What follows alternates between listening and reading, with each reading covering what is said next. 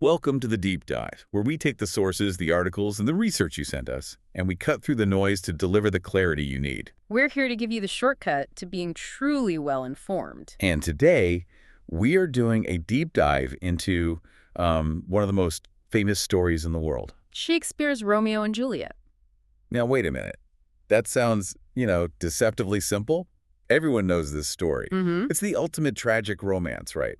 Two passionate, unlucky kids, they fall victim to, cosmic fate and their feuding families. It's seen as an ode to youthful love. Exactly. And that is the common romantic interpretation, and it's precisely the one we are here to challenge today. Oh, interesting. Our sources suggest that if you only focus on the passion and the unlucky stars, you are missing Shakespeare's really profound critique of society. So we're moving past just saying, oh, it was fate. We're moving past that and also past the other simple reading, which just blames their deaths on, poor choices and teenage hormones. Right, they were just reckless kids argument. Yeah, exactly. So our mission is to conduct a deep, structured analysis to find the true engine of this tragedy. What was it actually that killed Romeo and Juliet? And we're using a powerful concept to frame this whole deep dive. Okay. It's the semi-fatalistic destiny view, or Fatalistic destiny. What does that term mean exactly? It means we have to acknowledge two parallel realities happening in the play at the same time. Okay. On one hand, the characters, Romeo and Juliet, they absolutely experience destiny as this undeniable, transcendent, star-driven power. They feel like victims of fate. They do, and that's what gives the play its emotional punch, its pathos. Right. But on the other hand, we, the audience, with the benefit of a bit of distance, we can trace that so-called destiny back to something else entirely. Something more tangible. Much more. It's a product of man-made social structures, of deep cultural flaws, and of catastrophic institutional failures. So fate is what it feels like for them, but what it is for us, looking from the outside, is a political and social breakdown. You've got it. It's like watching a train wreck in slow motion. But you know the track was faulty long before the train even left the station. That's a great analogy. And to really understand that faulty track, we're going to peel back the curtain across three interwoven layers. A roadmap. I like it. First, the surface. What the characters actually say about fate in the text. The words they use. A discourse. Then we'll go deeper into the plot mechanics, how this fate unfolds through the actual chain of human errors and accidents. A what-ifs. And finally, we zoom all the way out to the context. Sure. How the Elizabethan worldview, its politics, its religion, its social structure, how all of that manufactured this specific vision of destiny. Okay, let's get into it. Let's start by defining the problem with those traditional readings. Right.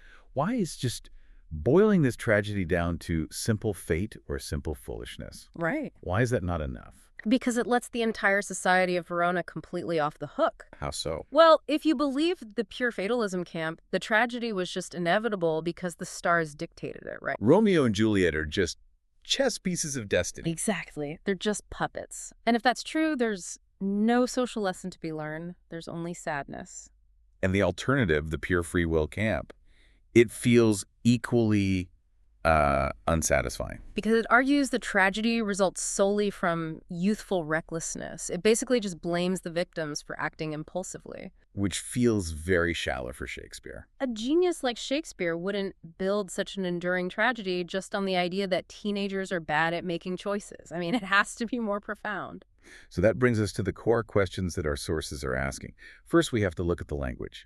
All those mentions of fate, fortune, stars, what do they really represent? Is it just, typical Elizabethan fatalism? Or is Shakespeare using it as a deliberate rhetorical strategy to describe social chaos? Ooh, I like that. And second, the plot mechanics. The famous string of coincidences. Right. To what extent is the tragedy just an unlucky accumulation of accidental errors versus being the result of structural necessity? I mean, forces so deeply embedded in their society that any attempt at happiness was doomed from the start. Crushed one way or another. Yes.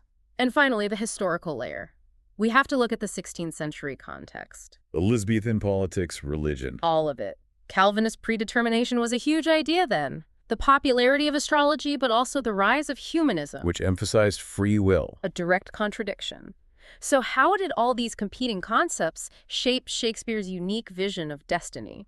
So our goal is the synthesis of all of this. Exactly. Using that semi-fatalistic destiny view framework, We want to show that while the lovers feel doomed by some mysterious transcendent force, We, the audience, can see that their destiny was, in fact, structurally and demonstrably traceable. to identifiable human and institutional failures. Okay, so when you're doing a deep dive like this, especially into a play as analyzed as Romeo and Juliet, you have to stand on the shoulders of giants. No, absolutely. The mountains of existing scholarship. So what did our sources lean on, and where are we, filling a gap? Well, prior studies are extensive. You've got rhetorical analysis, new historicist readings that focus on the politics of the feud. There are even feminist readings, right? Focusing on Juliet's agency. Yes, and they're all incredibly valuable, but often discussions of destiny in the play, they kind of stop at the symbolic level. What do you mean? They look at the astrological signs and just say, ah, fate. And that's the end of the analysis. So the gap we're filling is to provide a systematic analysis that cuts across all three layers at once. Yes, we're not just looking at the symbolism. We need the textual discourse, the plot structure, and the era structure to see the whole picture. And to do that, you have to borrow some tools from other disciplines. We did. For example, we relied on Aristotelian ideas about the difference between accident and necessity in tragedy. Trying to figure out what's truly random versus what's inevitable given the environment. Precisely. And crucially, we're importing some sociological concepts. Like structural violence. Yes, that idea is vital here. The concept that harm is inflicted not by a single person's malicious act, but by the institutions and the systems themselves. The system itself is violent. Correct. We also use the politics of youth to analyze the unique pressures and, really, the governance failures applied to young people in this society. These tools let us move the conversation from, why were they so impulsive? What were the structural nets that caught and killed them? That's a much more interesting question. It is. So this level of detail doesn't come from just reading the play once or twice. How did the sources approach the text to pull out these specific insights? The methodology was really rigorous. It started with intense close reading. Just combing through every line. Every phrase related to doom, fate, destiny. But that also required careful conceptual analysis. Meaning you can't just assume fate meant the same thing to them as it does to us. We had to understand the Elizabethan distinctions between, say, fate, fortune, and providence. That distinction is key, isn't it? Fortune is more about random chance. Right, unpredictable luck. While providence implies God's ordered plan, Shakespeare uses them all very deliberately. Okay, so after the language, what's next? Then came the most illuminating part. Structural analysis through counterfactuals. The what-if scenarios. Exactly. We decomposed the plot into these crucial turning points, these nodes, and ran simulations. What if the friar's plan had gone flawlessly? What if the servant had been able to read? And that's a great test for inevitability, isn't it? Yeah. If the whole tragedy falls apart because one guy was literate, can you really call it destiny? It raises a profound question about the very nature of destiny itself. And all of this was grounded in historical context. Absolutely. You have to understand the pervasive nature of Elizabethan astrology, but also the growing tension with humanist ideas that promoted free will and the political atmosphere of these Italian city-states. So we don't end up blaming the stars for what was really just Verona's bad political architecture. That's the goal. Okay, so let's unpack this. Let's start with that emotional layer, the language. The destiny discourse. Before we look at the structural mechanics, how do the characters and the text itself frame this idea of inescapable doom? The textual framing is immediate and incredibly powerful. Shakespeare doesn't wait for us to figure it out. Right. The prologue. The opening sonnet announces them as star-crossed lovers. And we have to remember what that phrase meant to an Elizabethan audience. Star-crossed wasn't just like a poetic turn of phrase. Not at all. It meant their governing star constellations were opposed. It was a direct prediction of a life doomed by cosmic interference. It's a promise of astrological failure. It is. And crucially, this pre-announcement functions as a spoiler. It removes all the suspense over whether the love will succeed. We know from the first 14 lines that they are going to die. And that shifts our entire focus as an audience. It moves from what will happen to how it will happen. And more critically, who is responsible for this fate? It sets the audience up for this fatalistic mood, which is why that romantic interpretation is so easy to fall into. Of course. The prologue acts just like the chorus in a Greek tragedy. It sets an unavoidable, predetermined tone that colors every single joyous moment we witness later. So when we see them fall in love, we're already seeing them as doomed. We are. And when we turn to the protagonists themselves, we see how they internalize this fatalistic language. And they often use it to explain away or cope with their own high-risk actions. Romeo is the master of this. He really is. He senses the shadow of fate so early. Uh, Before he even goes to the Capulet feast, he tells his friends he has a premonition, that attending will lead to some consequence yet hanging in the stars. something that will cut his despised life short. He senses the doom, but he goes anyway. And that internal conflict is key. He recognizes the risk, but that impulsive youth and love just pushes him forward. But his most famous line, his most famous use of this destiny discourse, comes after he kills Tybalt. Yes, he cries out, "Oh, I am fortune's fool." That line is so often quoted, but if you actually look at the sequence of events, Tybalt kills Mercutio, Romeo acts rashly, kills Tybalt in revenge. And then immediately blames fortune. It seems like a direct transfer of blame. It is. It's a classic move of self-justification, a psychological coping mechanism. How so? By claiming he's just a court jester being toyed with by fate, he transfers the blame for his impulsive, irreversible action, the act of revenge killing, to an external, transcendent force. It's a way for him to relieve himself of that immediate, paralyzing guilt. His entire destiny discourse is defined by this kind of externalized blame. But then he tries to fight back. He attempts defiance. When he hears the false news that Juliet is dead. He famously declares, "Then I defy you, stars." And this is the peak of his passionate agency, but it's just tragically ironic. Because his attempt to challenge fate. By rushing back to Verona to drink poison is the very final catalyst that guarantees the end that was supposedly preordained. His defiance just makes his doom happen faster. Julia is different, though. She approaches fate much more strategically. She does. Her first realization is that bitter paradox. My only love sprung from my only hate.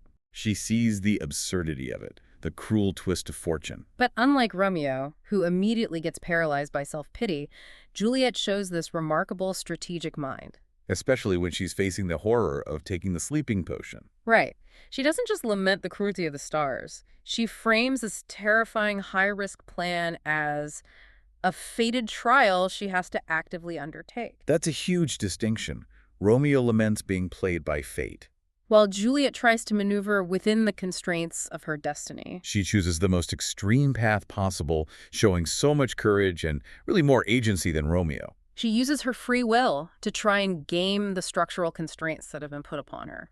And this language of destiny, it's not just the lovers. It expands outwards. It becomes a collective warning, specifically through the words of Mercutio. His dying words are iconic. A plague of both your houses. And he says it twice. This is more than just personal rage. It feels like a profound political condemnation. It is. It's a condemnation of the structural violence of both families. Mercutio is an innocent caught in their pointless, decades-long feud. He's collateral damage. The curse is a universalizing statement. It condemns not just the individuals who fought, but the entire social structure that makes that fighting necessary. And in this chilling narrative stroke, the curse is realized literally. The word plague acts as a symbolic premonition that comes true. When the actual plague, the quarantine, stops the friar's crucial letter from ever reaching Romeo. It's the ultimate technical failure, and it's delivered by a symbolic curse. A brilliant example of how Shakespeare connects the social structure, the feud, to the fatal plot mechanism, the accident of the plague. And then finally, in the closing scene, the prince gives the definitive summary. He acts as the moral and political judge. Declaring, "See what a scourge is laid upon your hate." And the final judgment, all are punished. The tragedy is transformed. It's not a private love story anymore. It becomes a city-state parable. The fate of the lovers is the consequence, the scourge, applied by necessity, or maybe by heaven, to punish the entire city's systemic failure to keep the peace. And the prince, who also lost his relative Mercutio, admits that the ruling authority is complicit in this structural breakdown. Exactly. Okay, so if we accept that the text presents fate as this powerful emotion, we have to move to the logic of the plot. To see if it holds up.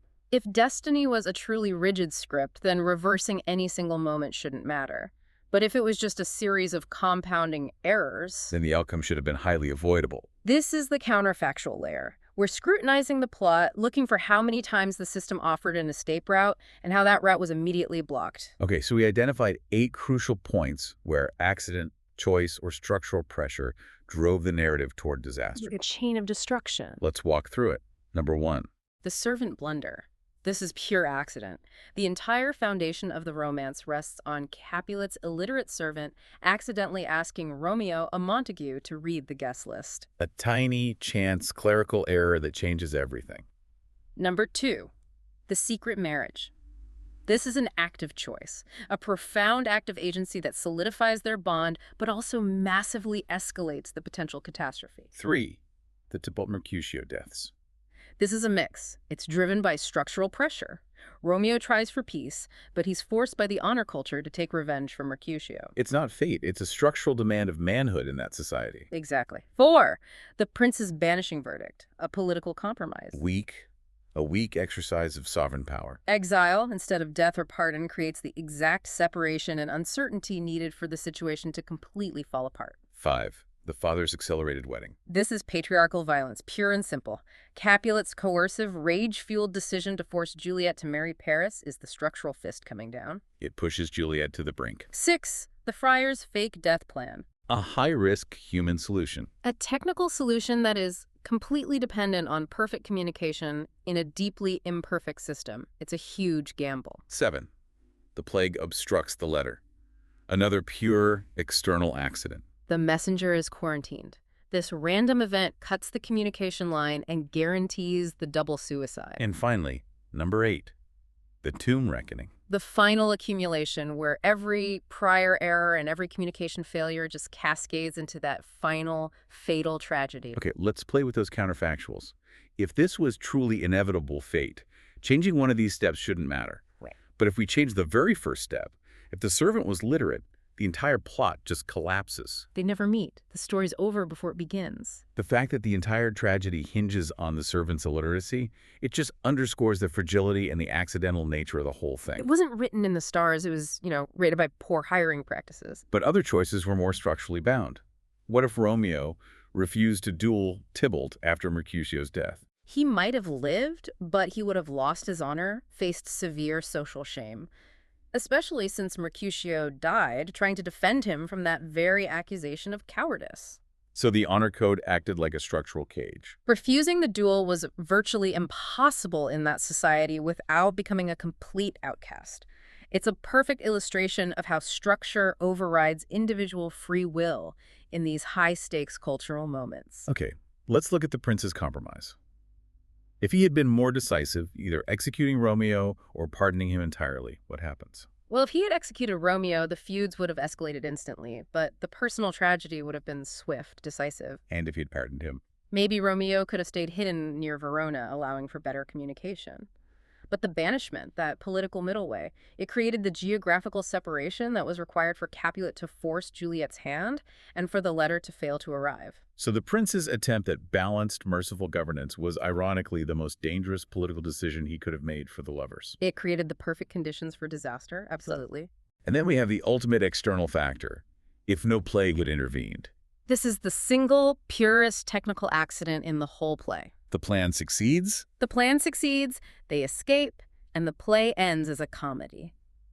The introduction of the plague, a random public health crisis, is the ultimate proof that fate here is built on superposition. A high-risk human plan meeting a random act of God. Right. The conclusion we have to draw from this is that the tragic path was not divinely inevitable, it was highly avoidable. But every single alternative route, every off-ramp, was systematically compressed or blocked by the forces of Verona's broken society. And this brings us right back to the heart of that semi-fatalistic view. Okay. We need to distinguish between 3 forms of necessity to really categorize this tragedy accurately. Okay, let's break those down. We know physical necessity like gravity or the poison working. That's unavoidable. Right. Then you have theological necessity. This is divine predetermination, the kind you see in, say, Oedipus Rex, where the gods dictate the entire script. Transcendent and inescapable. And then there's the third, and for us, the most relevant form, structural necessity. And that means? That means the institutions, the cultural norms, the political inertia of the society make certain tragic outcomes highly, highly probable, if not totally inevitable. The system is so flawed, it has no correction mechanisms. Exactly. So when chance strikes, it can only strike in the worst possible way. So Romeo and Juliet isn't a theological inevitability where the gods are pulling the strings. No, it is a structural high-probability event. The deep-seated hatred, the rigid parental control, the volatile honor codes, and the weak government. They all ensure that any cross-family love is inherently dangerous. The structure acts as a giant net that catches every small accident, the illiterate servant, the duel, the plague, and ensures it all funnels into the ultimate catastrophe. The structure itself is faulty, guaranteeing that when things go wrong, the disaster is complete. This analysis transforms the tragedy from a simple romance into a political treatise. The net of destiny is actually woven from two main political threads: the perpetual unchecked power of the private families and the failure of the public government. Look at the opening scene again. We see Capulet and Montague servants immediately resorting to widespread street brawls. And then the heads of the families themselves draw their swords. It demonstrates that these private families effectively wield quasi-political power. They're like private armies. They are. They're challenging the city-state's fundamental monopoly on legitimate violence. The line between a family feud and urban warfare is completely blurred in Verona. And this perpetual conflict is just constantly fueled by the honor culture. The sources note that this honor code dictates that the slightest provocation, a finger bite, a perceived insult, requires immediate violent response. Mercutio stepping in because Romeo wouldn't duel Tybalt is the perfect example of this. Romeo, even when he tries to make peace, is structurally constrained. He's forced to conform to this masculine virtue of revenge. This culture ensures that every single act of violence justifies the next one. It creates a self-perpetuating feud structure. And that structure is the background destiny of destruction that overshadows the lovers from the moment they meet. Now, let's turn to the figure who's supposed to enforce order. Prince Aeschylus. He represents public authority, and he issues these strict death threats for further fighting. But they're consistently ignored. Totally ineffective. It signals a weak sovereign power from the very beginning. And his attempt at compromise banishing Romeo, instead of executing him, we've already seen how that's revealed to be a disastrous piece of governance. It was a politically motivated choice, right, to avoid complete chaos from the Montagues while still acknowledging the Capulets' loss of Tybalt. But this middle way was political negligence. It created the exact geographical and legal separation required for every subsequent failure. It allowed the father to coerce Juliet, and it made the communication failure via the plague quarantine inevitable. Had Romeo been executed, Juliet might have entered a period of mourning, but the chain of high-risk errors would have been cut short. So the prince's choice, which was intended as mercy and political balance, actually guaranteed the most agonizing sequence of events possible. His lamentation in the final scene, admitting he lost kin and that all are punished, it shows the structural consequences of his own failure. It's a profound political allegory. The sovereign power's failure to contain private conflict results in the death of the innocents and the punishment of the entire community. The peace they achieve is bought at the highest possible price. Demonstrating the failure of the political structure itself. Okay, let's synthesize this idea.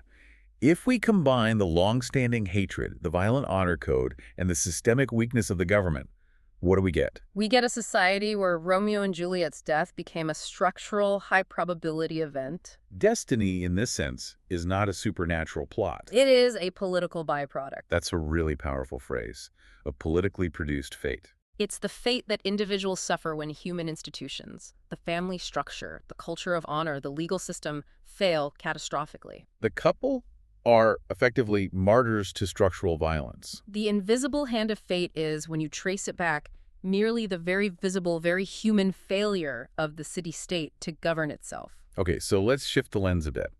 If politics built the stage, then the constraints of gender and age wrote the specific rules that led to each character's individual tragedy. Precisely. Juliet's development is so key here, because she starts as the ultimate passive daughter.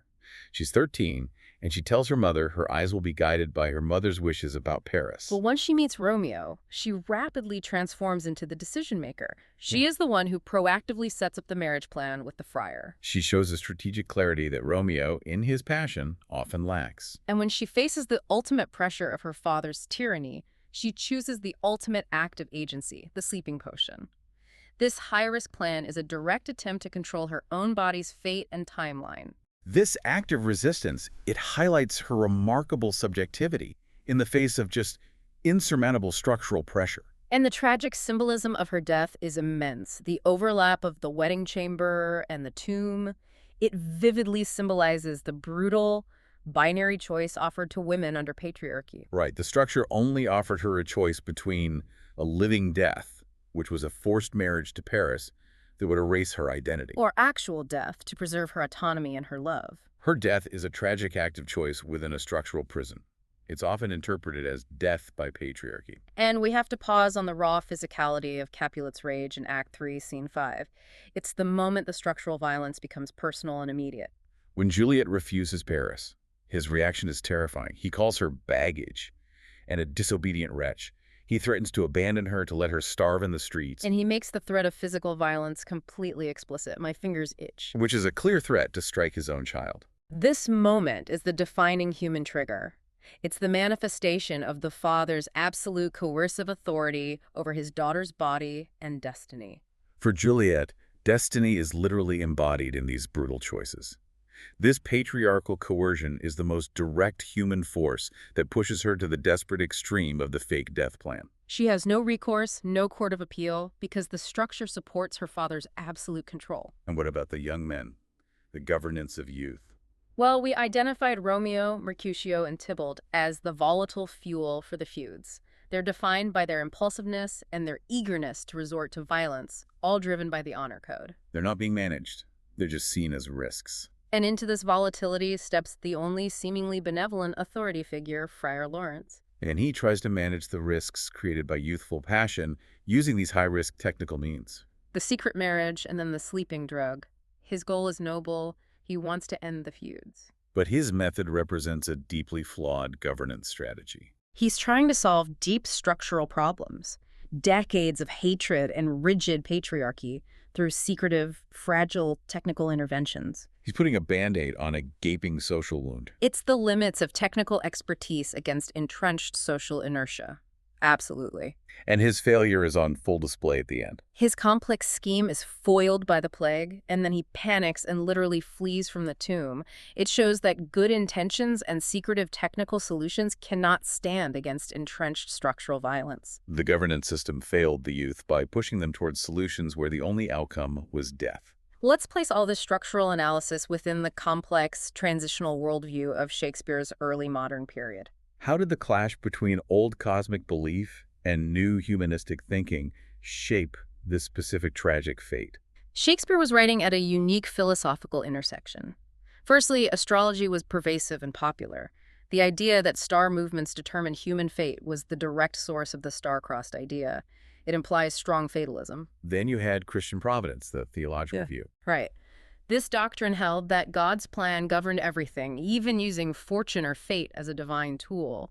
This presented a huge philosophical tension. Everything is predetermined by God, yet humans still have free will to make moral choices. Exactly. And the third major force was the emerging humanism, which championed human reason, virtue, and agency. And often directly challenged the idea of blind fortune. Shakespeare's tendency to link fatal outcomes to specific character flaws or human errors aligns deeply with this humanistic view. And Romeo and Juliet masterfully blends all three of these. It does. It has the fatalistic language of astrology, the moral weight of providence. You see that in the prince's judgment of a scourge, and the strong exercise of human choice. Like them choosing to marry in secret. Right.